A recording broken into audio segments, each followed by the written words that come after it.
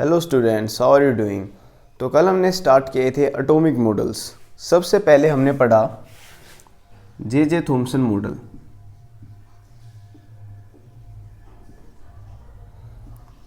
J Thomson model हमने सबसे पहले पढ़ा, जिसको हम वाटरमेलन मॉडल भी कहते हैं।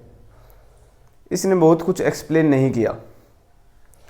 फिर उसके बाद हमने पढ़ा Rutherford model.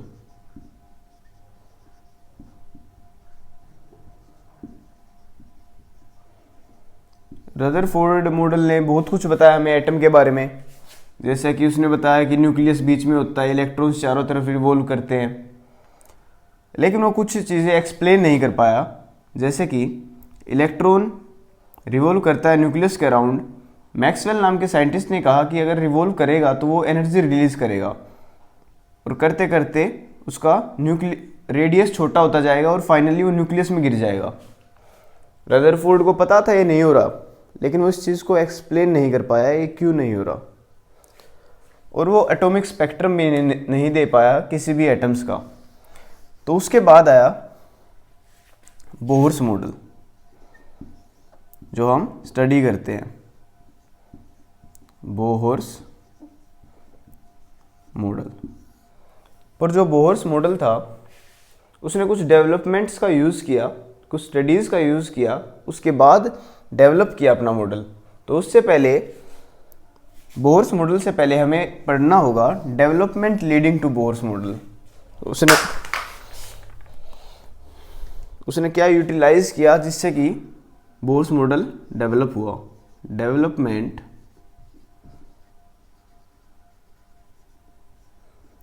Leading to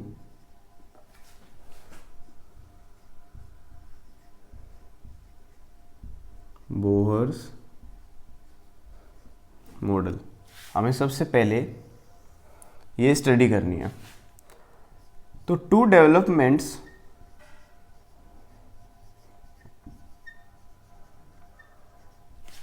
play a major role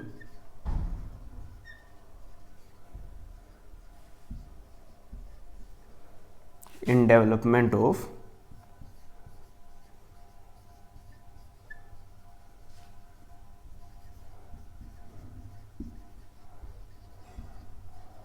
bourse model. दो डेवलपमेंट थी जो बहुत ही इंपॉर्टेंट थी बोर्स मॉडल को डेवलप करने के लिए। फर्स्ट डेवलपमेंट थी ड्यूअल नेचर ऑफ लाइट,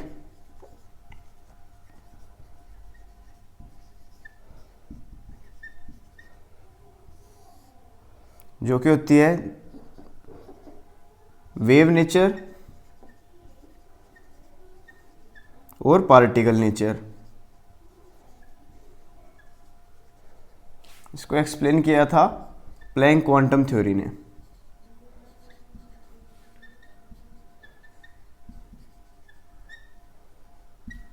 तो सबसे पहले हमें ये पढ़ना पड़ेगा। और एक और डेवलपमेंट का यूज़ किया था बोर ने, जो कि था atomic spectrum. Atomic spectra. Atomic spectra जब हम बनाते हैं मॉडल, तो उसको हमें एज्यूम करना पड़ता है which can only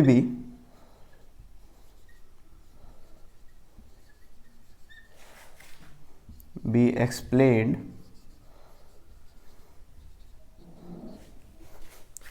by assuming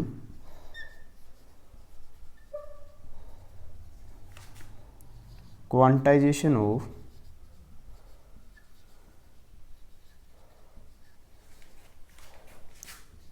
electronic energy level। तो ये डेवलपमेंट हमें दोनों स्टडी करनी पड़ेंगी। तो आज हम स्टडी करने वाले हैं Planck quantum theory. Planck quantum theory अच्छे से पढ़ेंगे, लेकिन हमें पता होनी चाहिए हम ये स्टडीज़ क्यों कर रहे हैं, क्योंकि बोर्स ने ये स्टडी यूज़ की थी अपना मॉडल डेवलप करने के लिए। तो स्टार्ट करते हैं प्लैंक क्वांटम थ्योरी से। तो सबसे पहले प्लैंक क्वांटम थ्योरी पढ़ने के लिए हमें पढ़ना होगा नेचर ऑफ लाइट।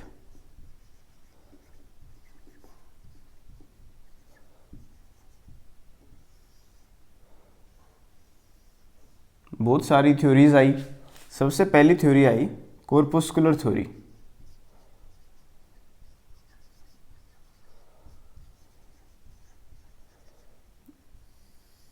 जो कि हमको दी थी न्यूटन ने कहा light travels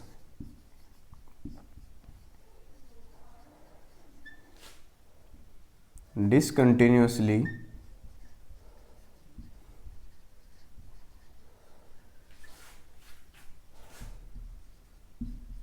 in the form of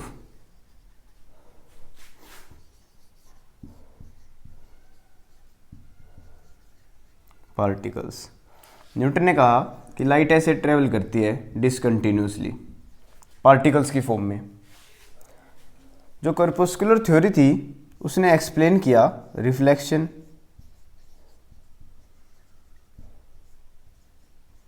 refraction, black body radiation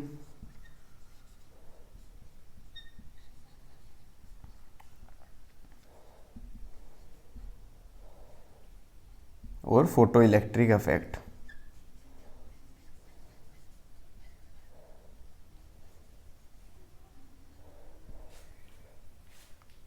तो कॉर्पस्कुलर थ्योरी ज़्यादा कुछ एक्सप्लेन नहीं कर पाई, और जो black body radiation, photo electric effect, इसके बारे में हम आगे पढ़ने वाले हैं।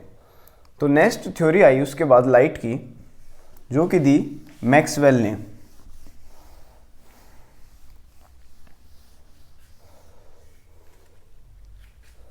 सेकंड थ्योरी जो थी वो दी मैक्सवेल ने, जिसने कहा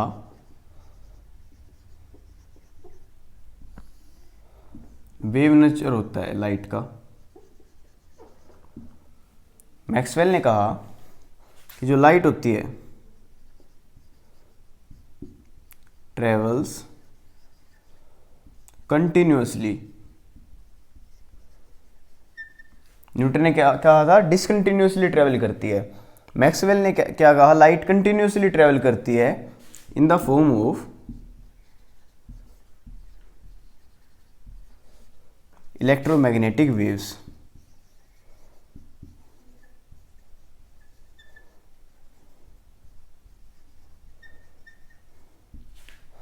उसने कहा कि लाइट कंटिन्यूअसली ट्रेवल करती है इन the form of electromagnetic waves, ऐसे वेव्स की फॉर्म में ट्रेवल करती है।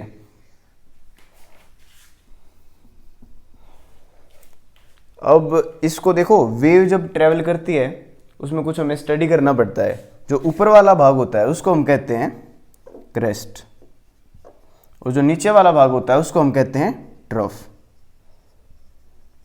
ये वेव का डायग्राम है, फिजिक्स में आप डिटेल में पढ़ोगे, लेकिन यहाँ पे भी हम जो मेन टॉपिक है, मेन पॉइंट्स हैं, उन्हें स्टडी करेंगे। जो हाइट होती है उसको हम कहते हैं एम्पलीट्यूड।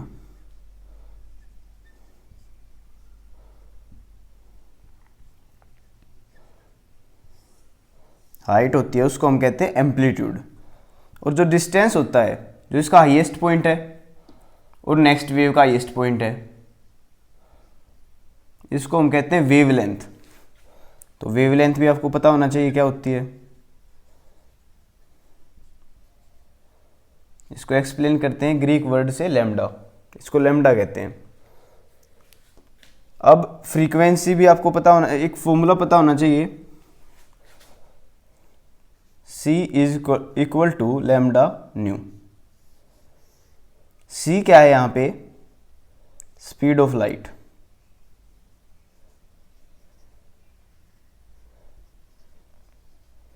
जो कि एक कांस्टेंट होता है, जिसकी वैल्यू होती है 3 मल्टीप्लाई बाय 10 की पावर 8 मीटर पर सेकंड। इसकी वैल्यू आपको याद होनी चाहिए, ये कांस्टेंट होती है। लैम्डा जैसे कि मैंने बताया वेवलेंथ, और फ्रीक्वेंसी न्यू होता है frequency.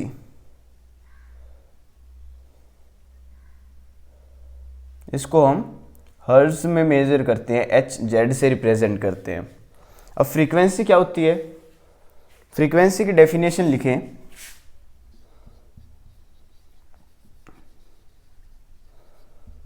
Number of waves passing through a point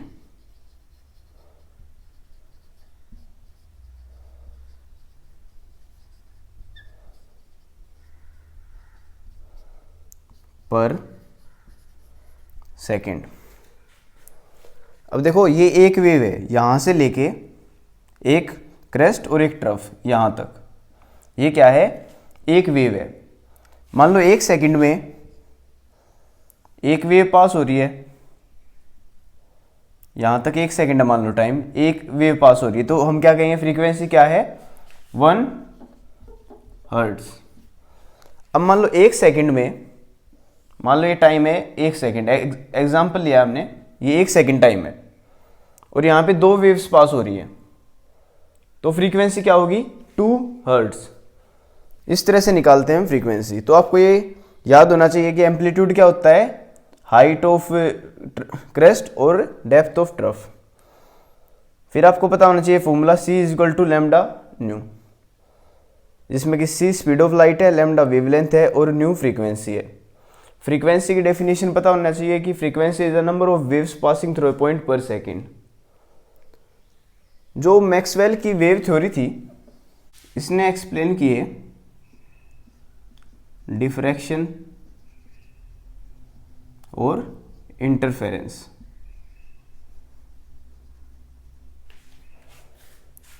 इसको to be more specific classical wave theory लिख लो, classical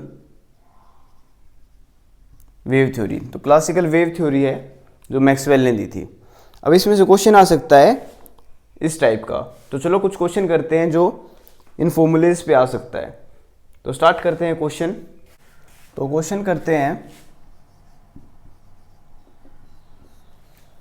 A channel broadcast on a frequency 1368, frequency दे रखी है 1368 किलो हर्ट्ज दे रखी है। हमेशा हमें हर्ट्ज की फॉर्म में यूज़ करनी होती है, तो मल्टीप्लाई बाय 10⁻³ हर्ट्ज।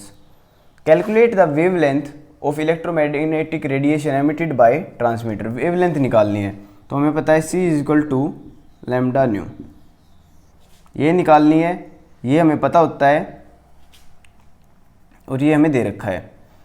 तो फ्रीक्वेंसी क्या हो जाएगी, C/λ = फ्रीक्वेंसी, तो ये हमें लगाना है। C फिक्स वैल्यू होती है स्पीड ऑफ लाइट 3 × 10⁸ मीटर पर second.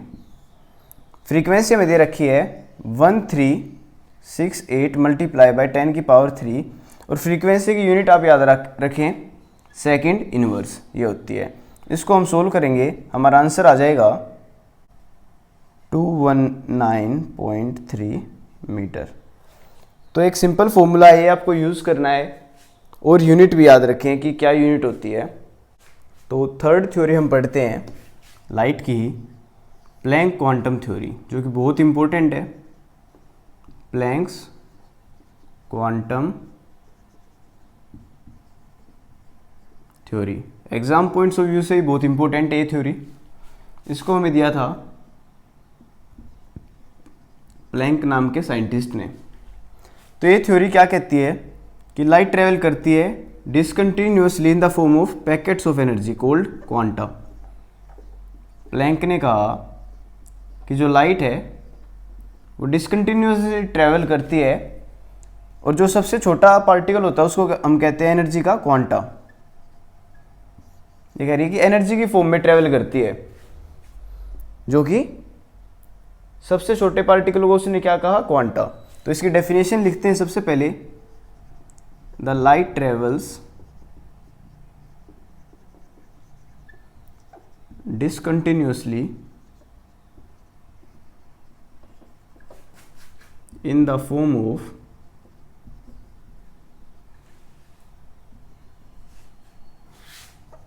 small packets of energy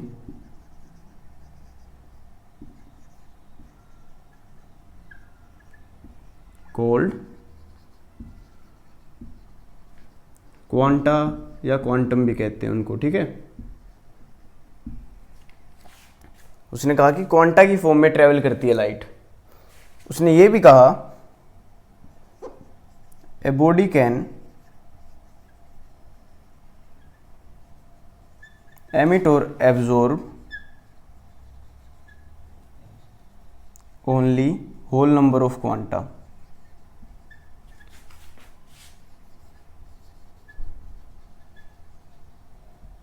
उसने कहा कि कभी भी कोई बॉडी एब्जॉर्ब करेगी तो whole number of quanta absorb करेगी 1 2 3 4 ऐसे नहीं होगा कि 2.5 क्वांटा एब्जॉर्ब कर लिया, 1 2 3 4 ऐसे ही करेगी। तो energy directly proportional to frequency होती है। अब प्रोपोर्शनल का साइन हटाने के लिए प्लैंक कांस्टेंट हमने लगा दिया, E is equal to h nu. H यहाँ पे क्या है, प्लैंक ने कांस्टेंट दिया,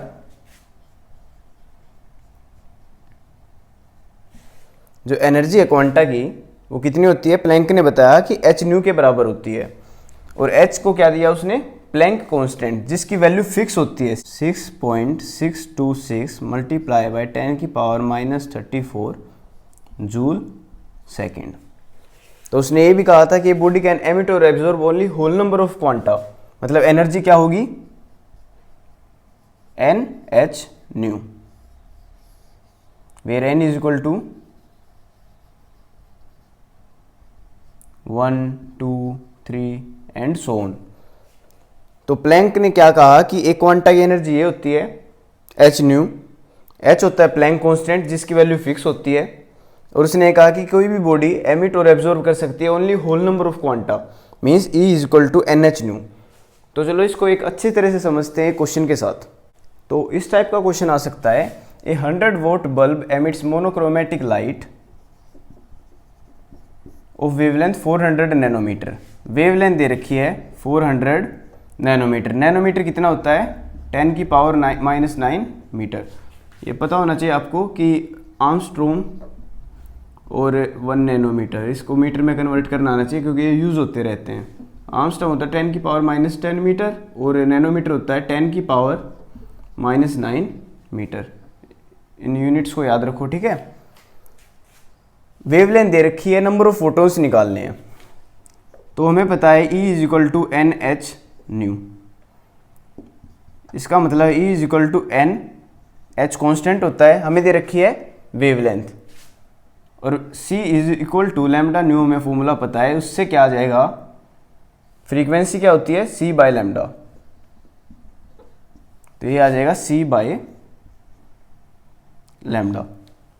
तो ये हमारे पास आ गया, हमें सिर्फ और सिर्फ n निकालना है। हम ये वैल्यू निकालेंगे, उसको एनर्जी से डिवाइड कर देंगे और हमारा आंसर आ जाएगा। सबसे पहले h अपॉन लैम्डा निकालते हैं। h होता है 6.626 मल्टीप्लाई बाय 10 की पावर -34 कांस्टेंट होता है। स्पीड ऑफ लाइट होती है c 3 मल्टीप्लाई बाय 10 की पावर 8 मीटर पर सेकेंड, और वेवलेंथ हमें दी गई है 400 मल्टीप्लाई बाय 10 की पावर -9। तो इसको हम सोल्व करेंगे तो आंसर आ जाएगा 4.96 मल्टीप्लाई बाय 10 की पावर -19 जूल। तो ये हमारे पास आ गया h अपॉन लैम्डा की वैल्यू। अब इसको E की वैल्यू से डिवाइड कर देंगे। E डिवाइडेड बाय, ये वैल्यू आई है 4.96 मल्टीप्लाई बाय 10 की पावर -19 जूल। तो हमें एनर्जी नहीं दे रखी, पावर दे रखी है 100 वोट। 100 वोट क्या होती है, मतलब 100 जूल पर सेकंड, और हमें पर सेकंड ही बताना है कि कितने फोटोन्स रिलीज हो रहे हैं। तो इसको हम करेंगे 100 डिवाइडेड बाय 4.96 मल्टीप्लाई बाय 10 की पावर -19। तो इसका आंसर आ जाएगा 2.01 मल्टीप्लाई बाय 10 की पावर 20 पर सेकंड, क्योंकि इसकी यूनिट होती है जूल पर सेकंड, और h न्यू की होती है जूल। जूल से जूल कैंसिल हो गया, पर सेकंड बच गया, मतलब इतने फोटोन्स रिलीज होंगे पर सेकंड। तो इस टाइप का क्वेश्चन आपका आ सकता है। तो चलो आगे बढ़ते हैं। तो एक कंसेप्ट आता है photo electric effect.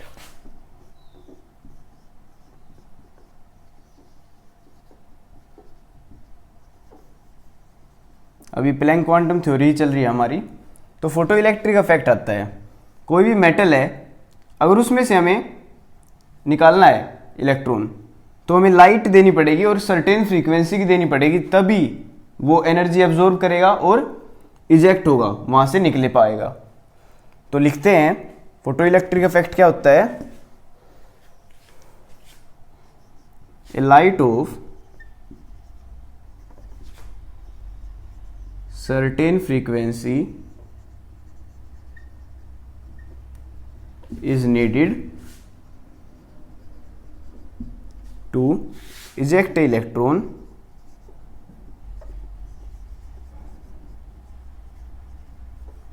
from surface of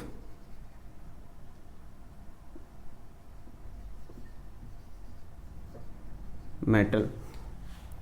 अब देखो कुछ एनर्जी चाहिए होती है, कभी भी किसी को इजेक्ट करना है इलेक्ट्रॉन को तो एनर्जी चाहिए होती है, और एनर्जी आपको जैसे पता है डायरेक्टली प्रोपोर्शनल टू फ्रीक्वेंसी होती है। तो light of certain frequency is needed to eject electron from surface of metal. तो हमें कुछ फ्रीक्वेंसी देनी पड़ेगी जिसको हम कहते हैं the frequency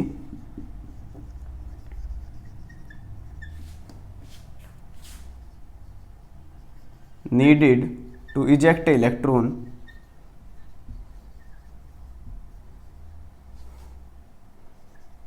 is called threshold frequency। threshold frequency उसको न्यू नोट से भी एक्सप्लेन मतलब न्यू नोट से भी रिप्रेजेंट करते हैं। तो कुछ एक्सपेरिमेंटल एविडेंसेस है हमारे पास।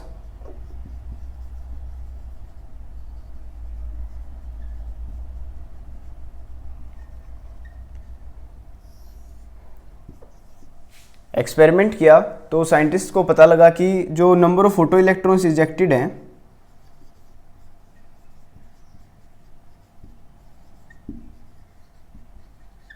दे are directly proportional to intensity of light.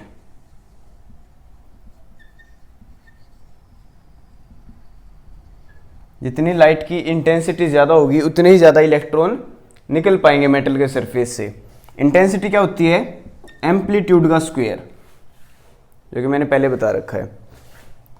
अब सेकंड उन्होंने देखा कि जो काइनेटिक एनर्जी है,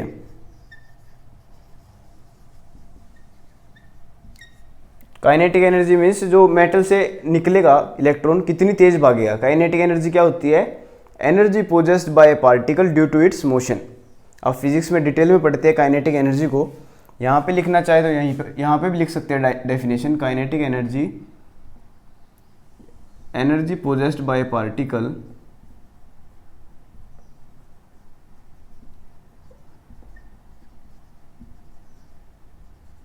due to it's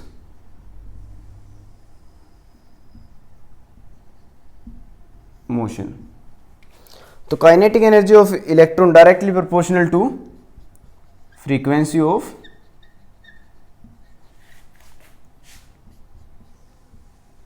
incident light.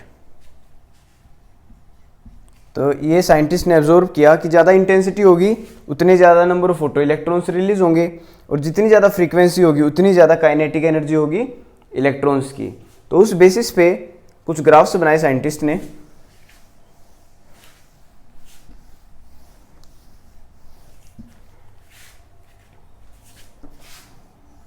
सबसे पहला उन्होंने बताया काइनेटिक एनर्जी। सबसे पहले तो उन्होंने क्या कहा कि एक थ्रेशोल्ड फ्रीक्वेंसी चाहिए, उसके बाद ही इलेक्ट्रॉन निकलेगा। ये है थ्रेशोल्ड फ्रीक्वेंसी। यहाँ तक पहले तो थ्रेशोल्ड फ्रीक्वेंसी लगेगी। मान लो मेटल पे सरफेस है, पहले तो वो एनर्जी एब्जॉर्ब करेगा, उसके बाद तो निकलेगा, उसको थ्रेशोल्ड फ्रीक्वेंसी कहेंगे। और निकलने के बाद जो भी एनर्जी मिल रही है, जो भी फ्रीक्वेंसी मिल रही है, उससे वो भागेगा, तो उसके बाद वो भागेगा। तो काइनेटिक एनर्जी और फ्रीक्वेंसी का ग्राफ कुछ ऐसा बनेगा।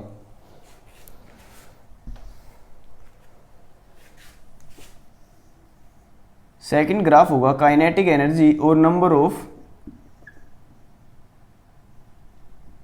Electrons ejected.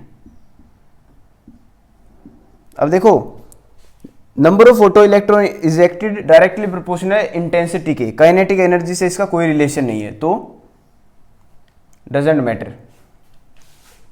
थर्ड ग्राफ है काइनेटिक एनर्जी और इंटेंसिटी ऑफ लाइट। इनमें भी कोई रिलेशन नहीं है। और फोर्थ ग्राफ है number of photo electron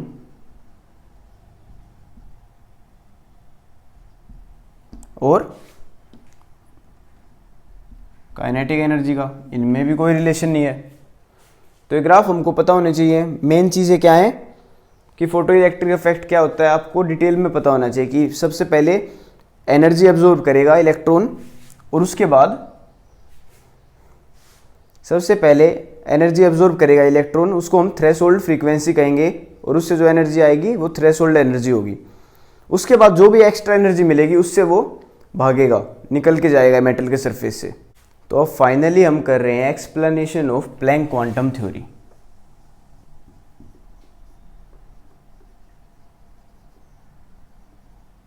of Planck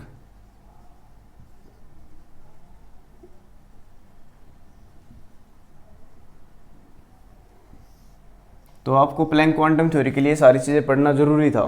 photo electric effect भी पढ़ना ज़रूरी था, NH न्यू भी पढ़ना ज़रूरी था, प्लैंक कांस्टेंट भी पढ़ना ज़रूरी था।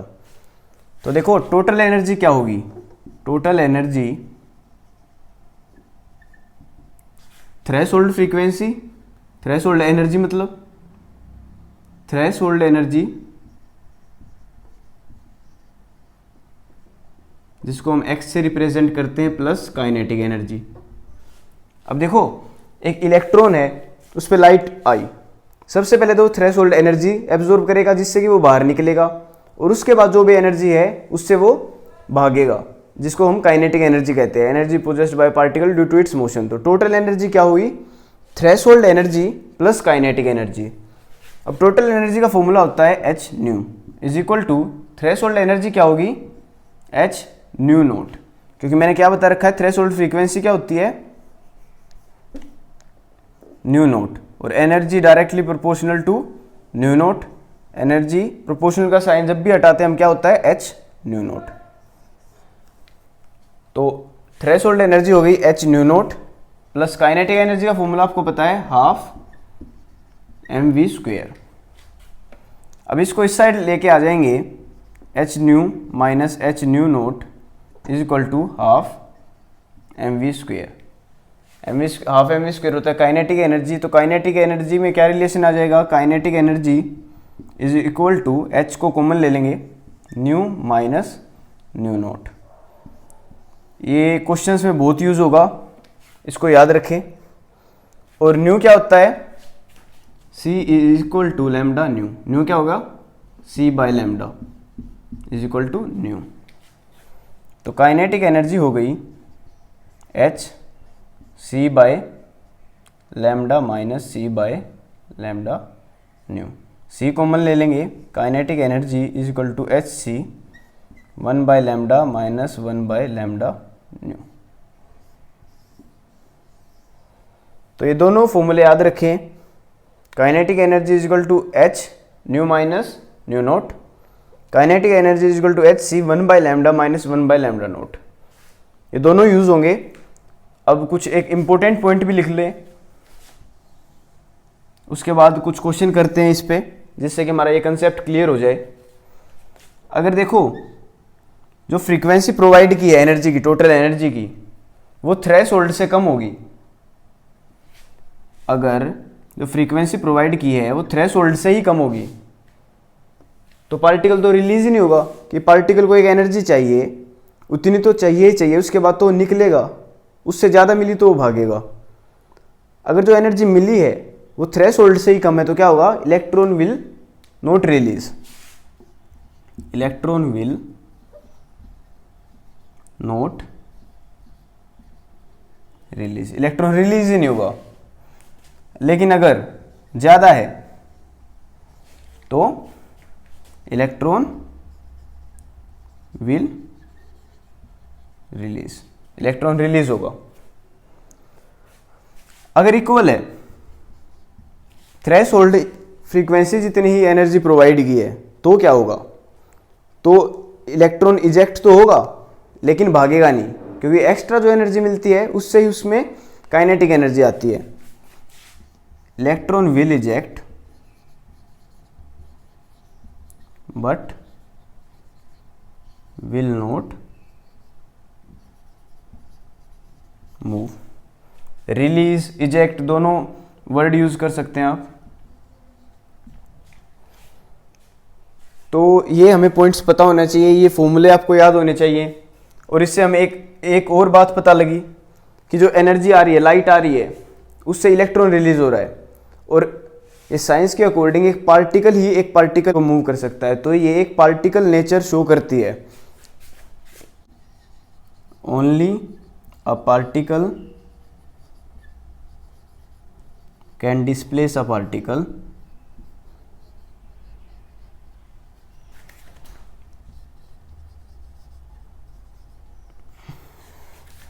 so this theory explain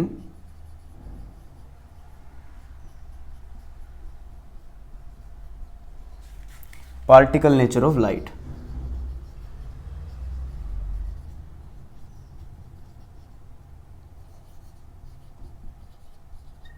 इस थ्योरी से एक्सप्लेन हो रहा है पार्टिकल नेचर ऑफ लाइट, क्योंकि एक पार्टिकल ही पार्टिकल को डिस्प्लेस कर सकता है।